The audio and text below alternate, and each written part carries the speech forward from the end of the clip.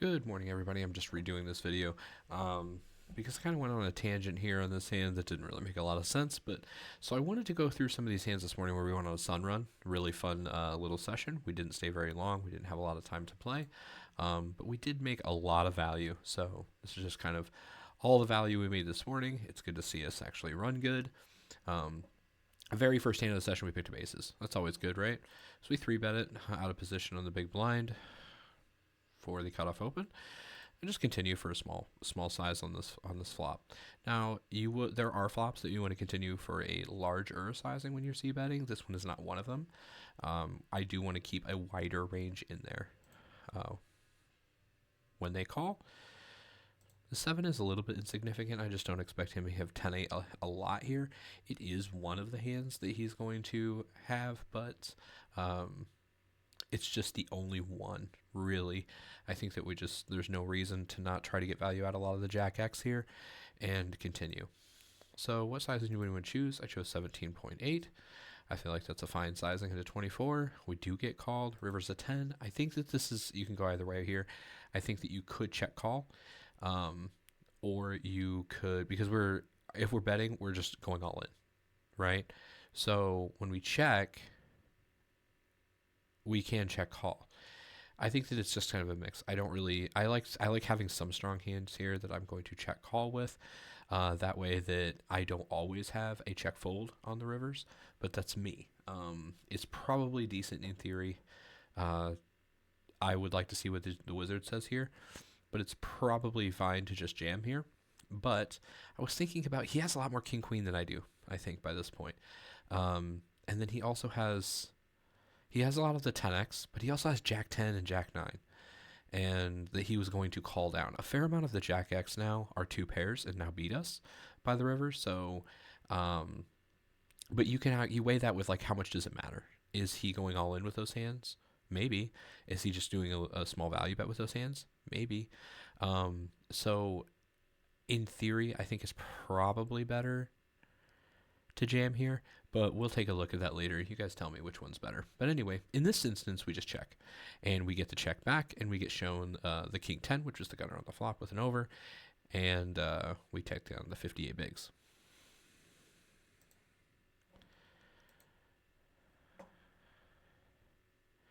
It says we played this king 6 hand. Strangely enough, we did not play that hand. So let's go and refresh this. So I was actually looking at my phone during this hand, so like Daniel says, don't be doing other things and playing around on your phone. We decided to open up the suited connector, the 4-3 suited. We get called in the big blind, flop the flush draw with a bottom pair. Continue very small sizing. This is sizing I would choose with all of my ace-x hands. We get raised immediately. Obviously, we're not going anywhere, but is it something that we want to re-raise them back? I don't think so. Not in this case.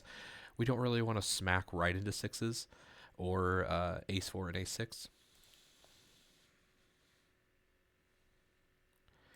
Turns a king. I expect him to continue, but he does check now.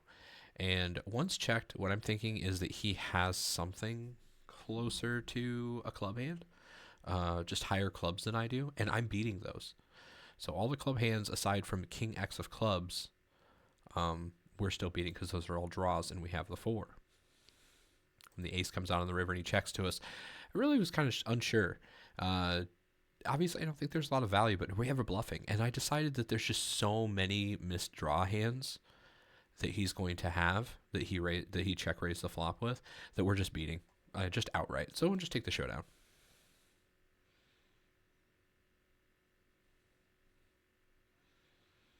Yep, and we're good against the queen 9. Not a candidate I would choose to check raise the flop with, but here we are. I'm not teaching them, so we're just going to continue. Really weird hand. I played this one kind of strange, but from the big blind. So we have an under the gun open 2.3. It's not really a true under the gun, so we have to kind of consider that the ranges are wider. So I took queen 3 as just a call here. Sometimes I will bluff with it, but against an early position open, I still decided it was just better to make the call and see if we can't hit something of value.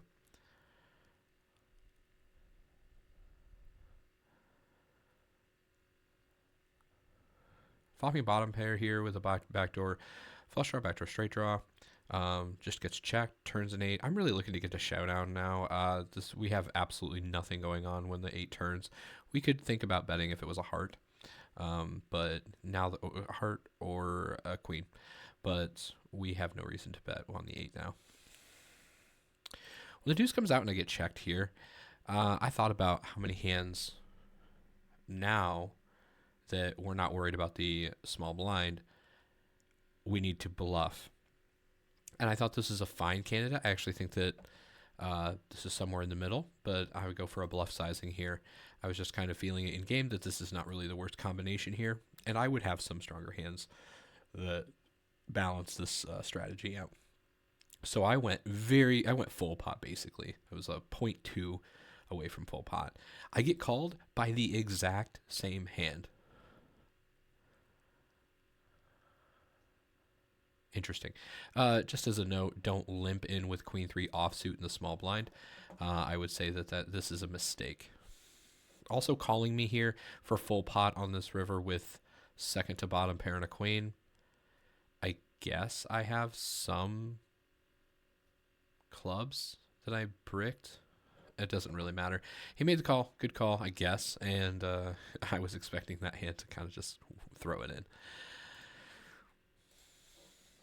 We don't have too many hands. I believe, yeah, I opened 9-8, nothing special there, and everybody folded. 38 cents for this one. It looks like I called with ace 3 and then folded. Yeah. It was probably limp in small blind C flop with ace 3. Yeah, it was. Bottom pair, he continues for 1 big. I call, turns a 6. This is a problem. This brings in a lot. Am I ever good here after he double barrels on this board? Never good enough. I have nothing working for me, so just fold.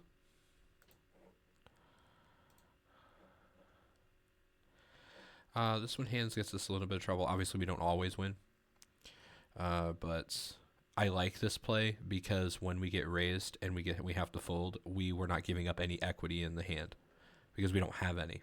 So obviously we went for the bluff raise pre, if you saw that, and now that we got 12.8 in there, obviously just continue with a sizing that is representative of flop flushes, as well as ace-high flush draws that I would just continue with, and I wouldn't be folding.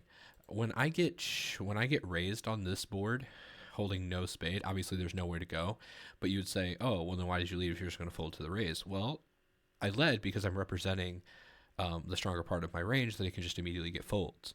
When I get raised, I can dump hands like this because I have nothing to go with. There's no reason to continue now.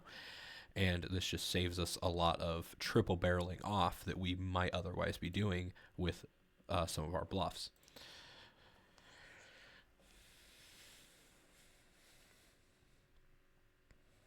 Raise to 2.5, and we get 3-bet to a very large sizing for this type of game, 11 bigs. And I believe that the big blind gets out of the way. And for this sizing, I'm just going to make a call. I'm going to play in position with the ace-jack suited, and we get rewarded with a nice flop. Now, he is going to have the overpair, so I am cautious of that, but there is no reason to fold yet. So I make the call. Beautiful 3 on the turn for this. We are never folding this hand. When he bet 20.9, I really thought, is there a reason to just get it in? And I thought, well, let's think about this. So there's going to be 57 in there, basically 58 big blinds left. And when I call, there's going to be an additional so there's going to be 20.9, so it's going to be 70. He's going to have 60 left. I think that we can just call, and if you're just going to call the jam on the river, I could just raise here.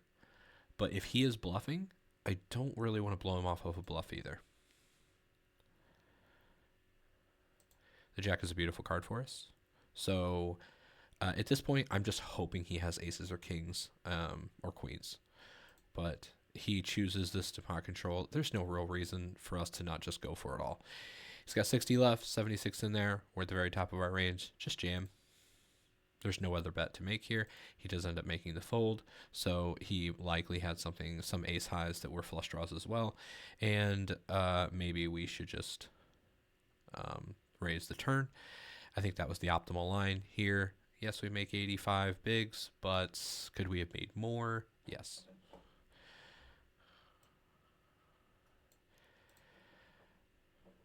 Of course, we're in there quite a lot this morning. That's what happens when you play 30 hands-ish and you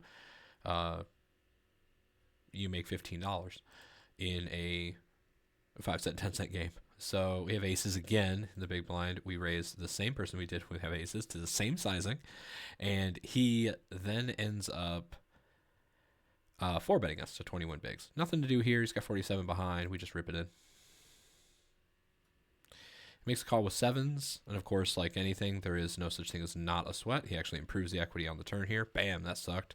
And we hold. So nice stack there. 129 bigs going our way. Easy to do when you get a hand, right? Easy to do with aces.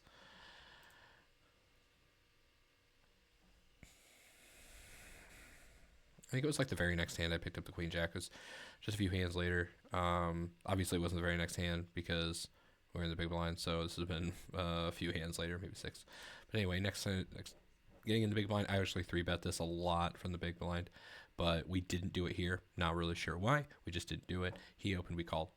I was thinking I look like I'm being overly aggressive, so I'm going to get raised more often. Not that I wouldn't have called, but I didn't want to blow the pot either. So that was my thinking in game. Turn the straight here. Check it over. We can have... He's going to have some one diamond hands that he's going to continue here. So he does, and I obviously, the one diamond hands I'm beating with the straight. In this river, I really would like to see myself probably block bet. But... like I said, he has the one diamond hands. I plan on probably folding this river now if he went for a size, but I checked it over. He checks back with the ace high. No diamond. Yeah, from his perspective, I'm just checking turn entirely, so I don't know why we did what we did there. I could ask him, Ferrado, if you ever get a chance to watch this channel, why the hell did you do that? I'd really like to know.